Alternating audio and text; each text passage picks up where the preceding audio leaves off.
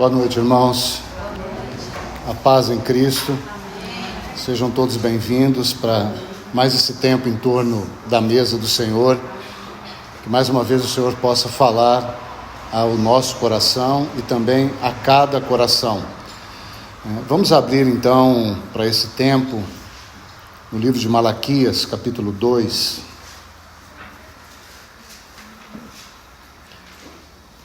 Vamos ler apenas o verso 17. Malaquias 2, 17. Enfadais o Senhor com vossas palavras, e ainda dizeis: em que o enfadamos? Nisto que pensais: qualquer que faz o mal passa por bom aos olhos do Senhor, e desses é que ele se agrada. Ou, onde está o Deus do juízo? Vamos ter mais uma palavra de oração. Pai bendito, mais uma vez te bendizemos neste dia, Senhor. Te agradecemos por mais esse tempo que o Senhor nos concede, como os teus filhos, podermos nos assentar à tua presença e ouvirmos a tua voz. Ó bendito Espírito Santo, fale a cada coração. Tu és aquele que habita em nós e traz a nós toda a verdade que glorifica a Cristo. Então nós, ó Deus, te agradecemos por tua infinita bondade e misericórdia para com a tua igreja. Nós nos assentamos e declaramos: fala ao nosso coração, Senhor. Usa as tuas palavras para tocar o mais profundo do nosso ser. Senhor, ajuda-nos em nossa debilidade. Ao mesmo tempo, Pai, que nos achegamos confiados na tua promessa de que o Senhor falaria por boca de homens, no mesmo Espírito nós nos achegamos e suplicamos: capacita-nos, Senhor, porque certamente é na nossa fraqueza que o Senhor pode agir. Então nós nos rendemos a Ti, como a Tua igreja, e a súplica do nosso coração mais uma vez: fala, Senhor, porque desejamos ouvir. Obrigado por Tua mesa posta, Senhor. Obrigado porque somos chamados à comunhão do Teu Filho Jesus. O Senhor assim estabeleceu, o Senhor assim nos honrou, e nós só temos a agradecer o Senhor. Bendito seja, ó Pai, por mais este tempo. Oramos, Jesus, em teu precioso nome. Amém. Então, aos domingos nós temos esse tempo em torno da mesa, com mensagens, digamos assim, desprendidas umas das outras, né? Porque nos outros tempos, como os irmãos já sabem, nós temos, então, mais uma sequência, um estudo. Isso acontece nas quartas-feiras e no domingo pela manhã. Porém, nesta noite, eu quero linkar esta mensagem com a mensagem de domingo à noite passado, né? Ou retrasado, no caso, né? Domingo passado o irmão João ministrou, domingo retrasado eu ministrei. Então seria interessante, se você tiver interesse, de ouvir essa mensagem. Ela está disponível, né, em áudio para que seja ouvida. Mas apenas relembrando então o foco daquela mensagem, e igualmente essa, e é o foco que o Senhor tem falado ao nosso coração, algo sobre entendermos o poder da religiosidade, a influência que ela exerce sobre as nossas vidas. Um poder e uma influência negativa, obviamente, né? E vimos então que, naquele domingo retrasado então, que a religiosidade expressa então, por meio de contato físico. Eu não vou explicar de novo isso, então por isso talvez seja importante você ouvir aquele áudio. A religiosidade, por meio de contato físico, experiências positivas e boas obras, ela estimula no nosso ser aquilo que a neurociência chama então de uma toxina chamada ocitocina. Isso é comprovado cientificamente, né? Esse ato que acontece dentro de todo ser humano, quer seja ele religioso ou não. Porém, nós usamos isso no campo da religiosidade, e isso também acontece, né, no meio religioso. Então, quando nós somos estimulados apenas, isso ficou bem frisado lá naquela mensagem, por meio de contato físico, e aí está várias formas de reuniões que nós estipulamos para contato físico, com maior ou menor intensidade, momentos de experiências positivas, aí entram testemunhos e tantas outras coisas que muitos têm costume de exercer no meio, então, da reunião dos santos, e as boas obras em si. Então elas geram esse sentimento, na verdade elas geram a estimulação dessa neurotoxina, e essa neurotoxina tem uma função no organismo do ser humano, e a função é gerar bem-estar, gerar o sentimento de amizade, gerar paz. Então veja que é possível, por meio de atos promovidos pelo homem, gerar no homem, ou nos homens, o sentimento de que tudo está muito bem, de que tudo que estamos fazendo está de acordo com a vontade de Deus. Uma atitude humana, gerando um sentimento humano que se interpõe no lugar de um verdadeiro sentimento espiritual. Isso é a religiosidade à luz da neurociência. E então nós vimos bastante sobre isso. E no decorrer da semana, então, me deparei com mais um confronto pessoal, e também um confronto bastante atual, e é a partir dele, então, que eu quero me deter nesta noite, mas não sendo este confronto deslocado do domingo retrasado. Então nós estamos na mesma perspectiva. É possível o homem gerar no homem o sentimento humano, ou seja, não espiritual, e esse sentimento humano diz ao homem de que ele está agradando a Deus, mas na verdade ele está agradando a ele próprio e não ao Senhor. Então isso é possível que aconteça no meio cristão, na nossa assembleia, na assembleia dos nossos irmãos, em qualquer lugar. Isso é mais eu acho que nem poderia dizer que isso é mais euforicamente lá fora, porque nós vemos tanta euforia muitas vezes dentro de algumas assembleias, que talvez isso também seja muito forte hoje dentro de assembleias, porque eu iria usar o exemplo que eu citei no domingo retrasado, de torcidas de time de futebol, né? É como um valor da união de um time, mas ao mesmo tempo, como eu disse, há uma rivalidade muito grande contra o outro time. E isso também tem acontecido em certa medida no meio religioso, né? Então, aqueles que se unem por conta desse estímulo humano, ele tende a se fortalecer internamente, mas ele tende a desmerecer o outro. Então ele levanta a sua bandeira e descaracteriza a bandeira do outro, ou a placa do outro.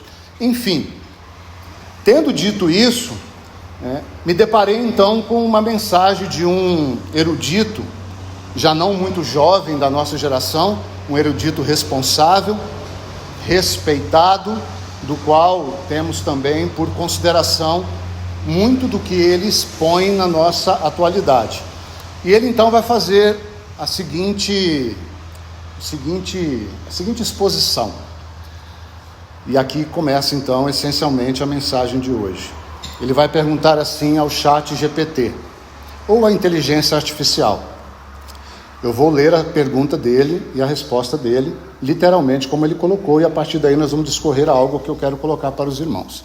Então ele perguntou ao chat GPT assim: por favor, escreva uma oração de 30 segundos para Deus, no mesmo espírito e teologia de Don Carson. Don Carson, um outro teólogo da nossa atualidade reformado, em louvor à glória da graça de Deus.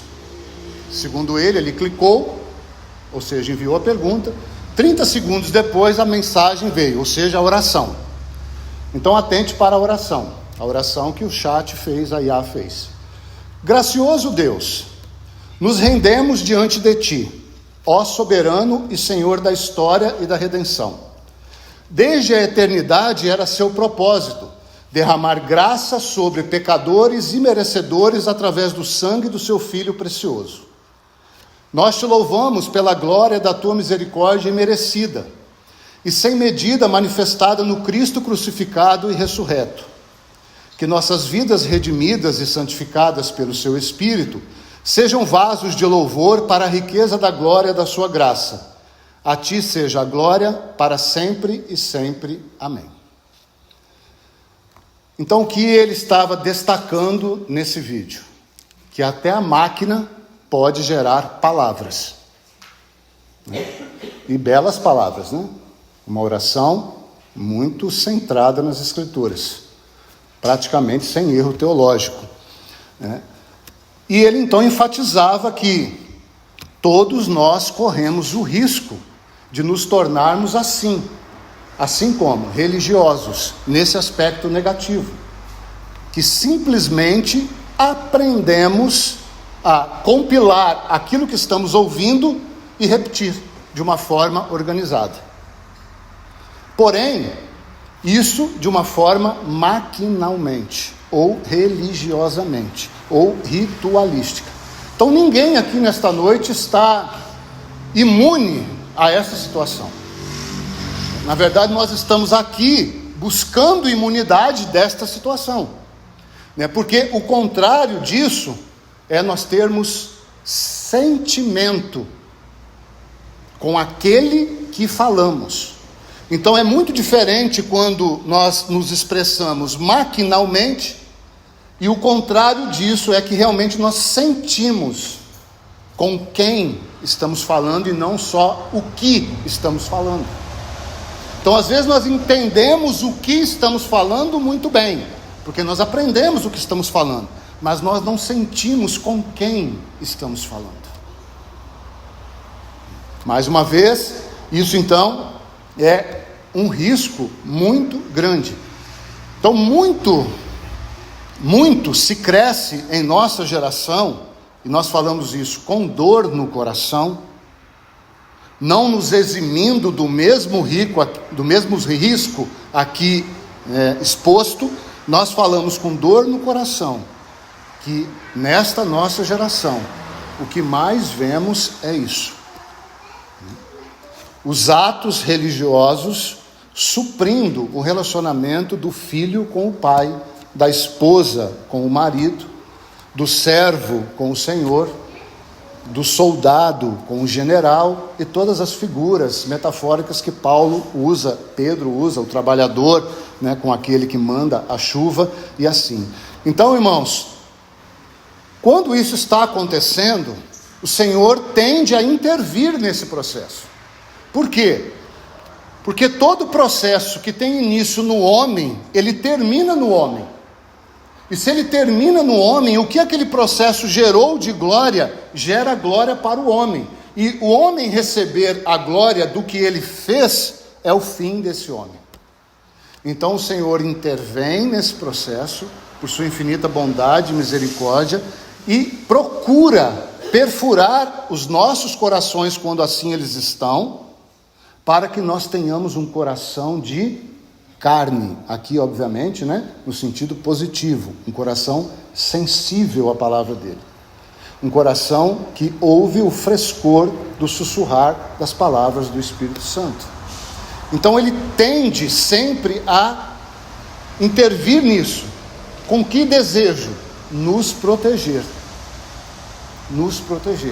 de que aquilo que nós venhamos a promover e até mesmo fazer no sentido de obras, gere para nós glória. Então, queridos, colocado isso, nós precisamos sondar o nosso coração, para sabermos se estamos aqui nesta noite, maquinalmente, ouvindo e repetindo o que nós estamos escutando há mais de 11 anos, falando a nós, como Assembleia reunida aqui, ou se verdadeiramente, especialmente diante da mesa, você em particular e eu em particular, se nós temos experimentado aquilo que temos falado. Temos dito muito que precisamos, nestes dias, muito mais de pregadores para os olhos do que pregadores para os ouvidos. Vimos hoje pela manhã a importância do ouvir. Então, fomos exortados por 2 vezes nesta manhã. O que temos ouvido, o que tem entrado, o que tem enchido o nosso coração. Para que nós possamos então, de alguma maneira, sondar o nosso coração, eu quero colocar a experiência de Paulo em dois momentos distintos. Ele enquanto Saulo, vivendo como uma máquina, e depois ele enquanto Paulo, vivendo então como um verdadeiro filho se relacionando com o Pai. Então nós vamos ler dois textos que irá revelar para nós esses dois momentos da vida deste vaso do Senhor. Com qual desejo? Que você sonde o seu coração, e eu vou sondar o meu ao ouvir isso. Porque, irmãos, os dois relatos, escute isso, na perspectiva de Paulo, estava agradando a Deus. Mas em um momento ele não estava fazendo a obra de Deus, ele estava agradando ao homem. Num outro momento ele estava fazendo a obra de Deus e desagradando a homens. E aqui não há julgamento, irmãos. Ainda que o texto de Malaquias seja um texto forte, por que eu fui a esse texto? O Senhor me deu esse texto há umas 3 semanas, e esse texto ele revela muito de uma justiça própria que a igreja tem tentado impor hoje em dia. E se os irmãos não vão se recordar, mas no domingo à noite o Espírito me incomodou muito, de que as nossas aqui, palavras de esperança, pareciam mais palavras de ingratidão, porque nós, na verdade, estávamos querendo que o Senhor volte, não porque desejamos que Ele volte, mas porque nós não estávamos felizes com o que temos recebido dEle hoje. Então nós estamos descartando o hoje, porque queremos o amanhã. Mas se nós não vivermos o hoje em gratidão, o amanhã não chegará, irmãos. Então, por conta desse sentimento de justiça própria estabelecida no que se chama cristandade hoje, creio o Senhor ter me dado, porque verdadeiramente enfadais o Senhor com vossas palavras, e ainda dizeis: por que nós o enfadamos? Porque, irmãos, o que mais se ouve hoje em dia, porque Deus, sendo Deus, não demonstra que é Deus? Porque Deus, sendo Deus, justo e bom, porque Ele não faz juízo? Se você quer um exemplo disso, leia o Salmo 73 na experiência de Asaf. Há um momento que ele vai descobrir por que Deus não faz juízo. Se você quer saber o momento, leia o Salmo 73 e você vai ver a importância da reunião espiritual da igreja. Não só local, mas espiritual. Então, irmãos, nós, de um modo geral, o que temos visto é a busca incessante por um juízo que só virá quando verdadeiramente ele começar pela casa de Deus. Então a casa de Deus está se eximindo de se submeter ao juízo de Deus, porque ela está falando com o Senhor o tempo todo para que o juízo dele seja manifesto contra o outro. Nós, a igreja do Senhor, que precisamos do juízo disciplinador de Deus, para que andemos com realidade e não com hipocrisia diante dele. Falo isso, mais uma vez, em amor, com dor no coração, porque todos nós estamos incluídos nesse processo. Então, vamos primeiramente a Atos capítulo 26.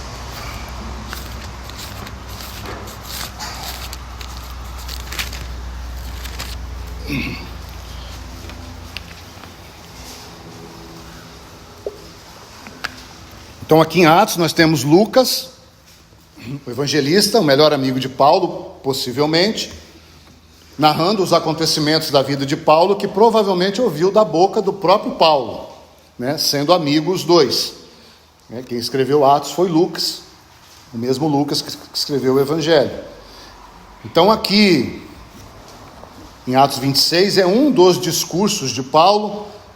Me deti aqui porque ele deixa bem claro aquilo que quero transmitir nessa noite. Então vamos ler os versos 1 a 12, e atenção aqui, irmãos, este aqui ainda é Saulo, com toda a convicção de que estava fazendo a obra de Deus.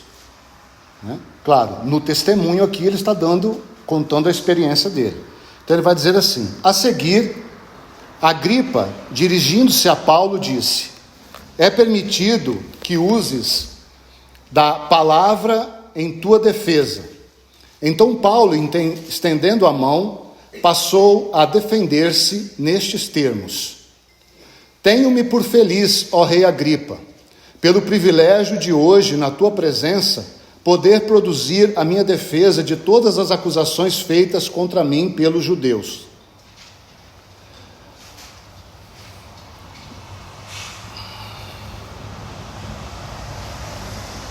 Mormente porque és versado em todos os costumes e questões que há entre os judeus, por isso eu te peço que me ouças com paciência.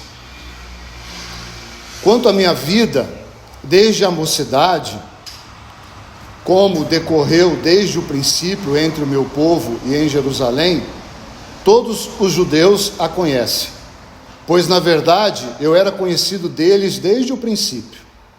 Se assim o quiserem testemunhar, porque vivi fariseu conforme a seita mais severa da nossa religião. E agora estou sendo julgado por causa da esperança da promessa que por Deus foi feita a nossos pais, a qual as nossas 12 tribos, servindo a Deus fervorosamente de noite e de dia, almejam alcançar. E no tocante a esta esperança, ó rei, que eu sou acusado pelos judeus, porque se julga incrível entre vós que Deus ressuscite os mortos? Na verdade, a mim me parecia que muitas coisas devia eu praticar contra o nome de Jesus o Nazareno. E assim procedi em Jerusalém. Havendo eu recebido autorização dos principais sacerdotes, encerrei muitos dos santos nas prisões, e contra estes dava o meu voto quando os matavam. Muitas vezes os castiguei por todas as sinagogas, obrigando-os até a blasfemar, e demasiadamente enfurecido contra eles, mesmo por cidades estranhas os perseguia. Com estes intuitos parti para Damasco, levando autorização dos principais sacerdotes e por eles comissionado. Até aí, porque a partir daí ele vai ter um encontro, ou melhor, o Senhor vai o encontrar ali na estrada de Damasco. Quando ele escreve Romanos 10, você pode anotar também esse texto, ele vai escrever lá que os seus irmãos que ainda não haviam se convertido ao Senhor ali em Roma, eles tinham zelo de Deus, porém sem entendimento. Ninguém melhor do que Paulo para escrever esta frase, porque ele estava falando da própria experiência dele, é o que ele está dizendo aqui. Ele disse também isso em Filipenses capítulo 3. Então aqui nós temos, nesse contexto aqui ainda, então, o Saulo, com toda a convicção religiosa, instruída pelos maiores eruditos da época, do qual o maior deles era o seu próprio professor, com toda a convicção e fúria, ou seja, destemido, arrojado, né, movendo o que fora necessário para cumprir essas regras religiosas. Porém, irmão, apesar ou ainda que a sinceridade de Paulo fosse pura, e provavelmente o era, os irmãos percebem que ele estava sinceramente, religiosamente enganado. Por que esse texto? Por conta da convicção religiosa que esse homem tinha, a partir do que ele ouviu dos seus líderes, especialmente. Se você voltar a Malaquias, no capítulo 2, todo o capítulo 2 até o verso 16 é uma exortação pontual aos sacerdotes, que, transportados para o Novo Testamento, sem função de cargo ou posição de cargo, são aqueles que são responsáveis por transmitir a palavra de Deus na casa do Senhor. Mas não fica só a responsabilidade para aquele que fala, mas também para aquele que ouve. Porque também Paulo vai dizer: devíeis ser como os bereanos, que não ouvem de tudo. Porque nos últimos dias, como ele escreveu a Timóteo, capítulo 4, no seu último escrito, nestes últimos dias haveria muitos irmãos que estariam procurando líderes que falassem o que eles queriam ouvir. Então a religiosidade, ela culmina com a sua e a minha necessidade. Por isso ela se dá tão bem hoje no meio cristão. Mas aí então Paulo tem um encontro, ou é encontrado pelo Senhor na estrada de Damasco. É o que segue aí a partir do verso 13, nós não vamos ler. E esse homem então, depois desse tempo, ele vai ficar como que 11 anos, 3 anos em Damasco, 3 anos no deserto, relendo e meditando naquilo que ele tinha na mão como a palavra de Deus, que era basicamente o Antigo Testamento.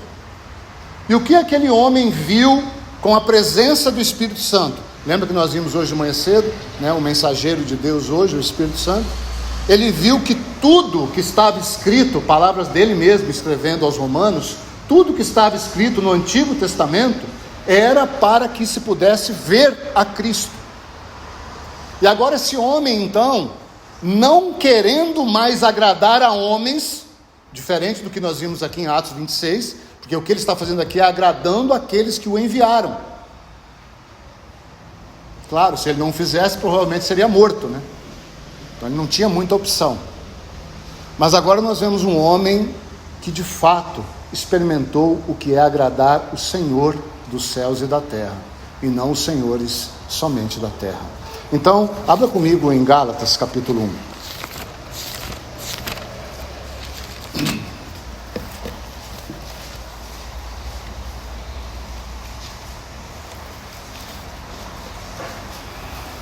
Gálatas capítulo 1. Preste atenção à ligação com Atos 26 que acabamos de ler. Gálatas 1, verso 10.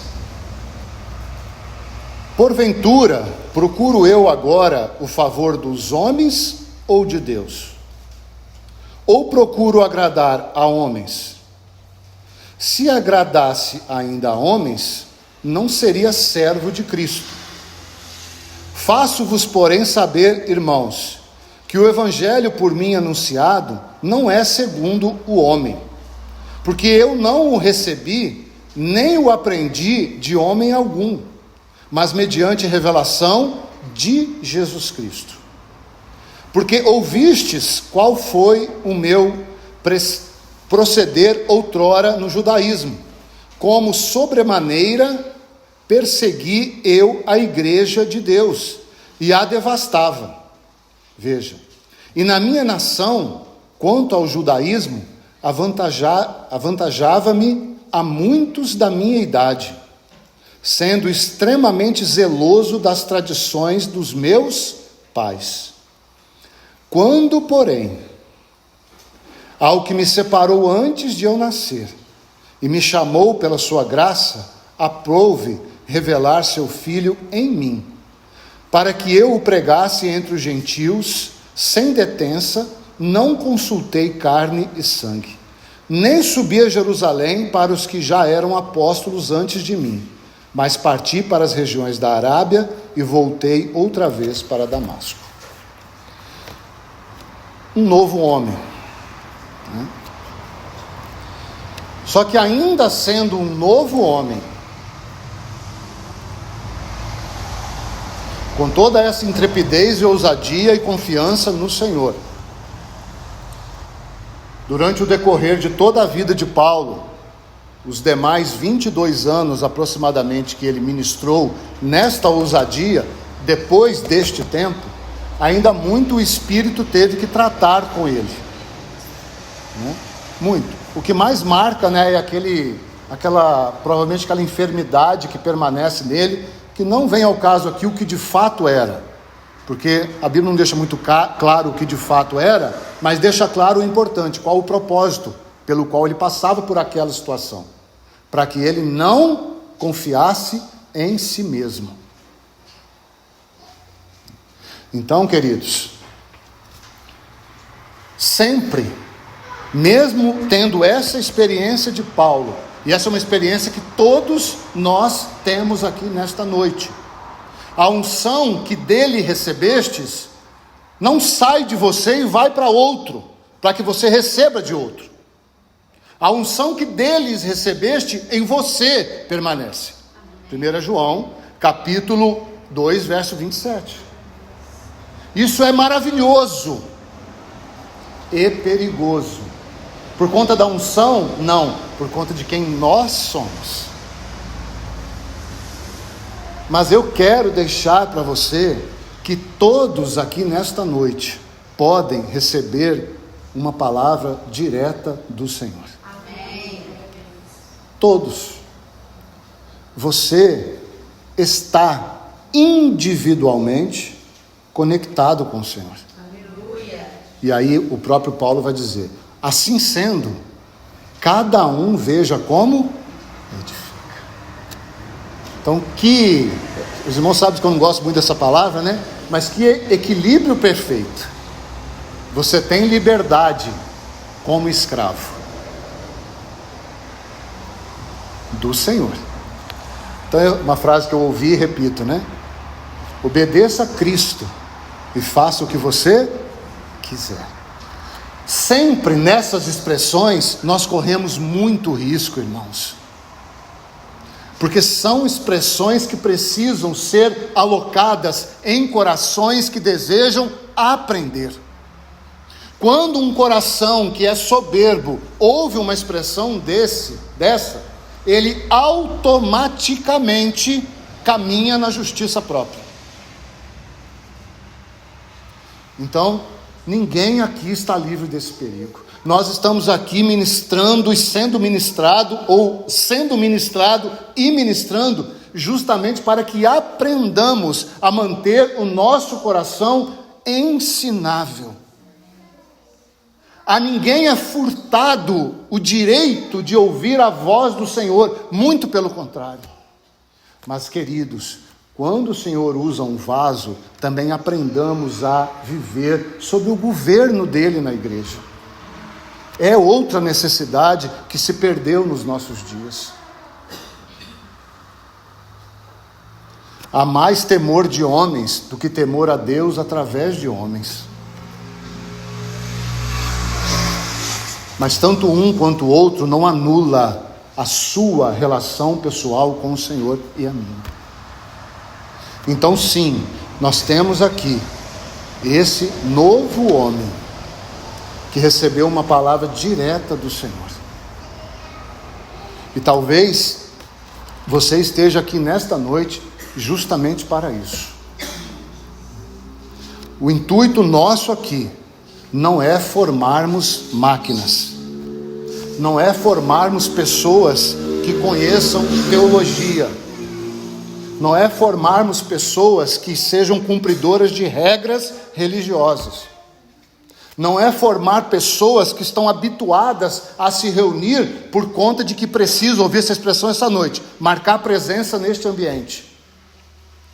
Nós estamos aqui buscando se relacionar com o nosso Pai, que está aqui no meio, na pessoa do Filho. Amém. Porque Ele disse que estaria junto com os seus, louvando a Deus. Então é isso que nós temos buscado. Essa é a nossa esperança. Essa é a nossa gratidão nesta noite. Então que o Senhor possa falar profundamente aos nossos corações.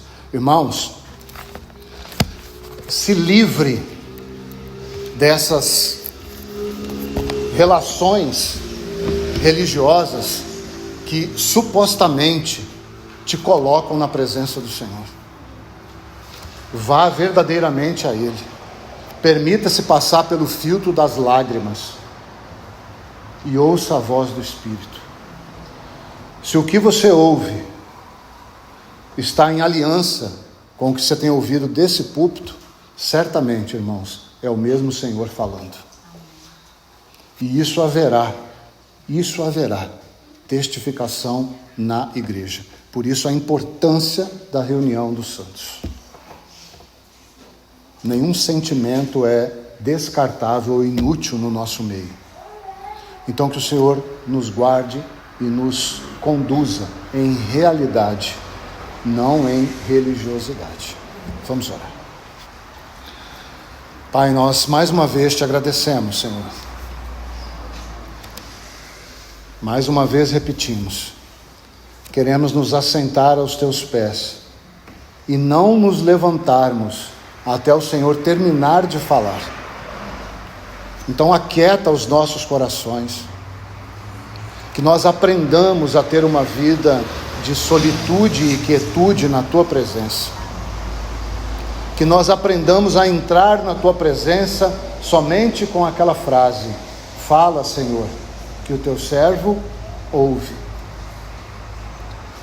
Pai, ensina-nos a ouvir a tua voz. Nós nos entregamos a ti e oramos, Senhor, em teu precioso nome. Amém. Vamos nos aproximar à mesa.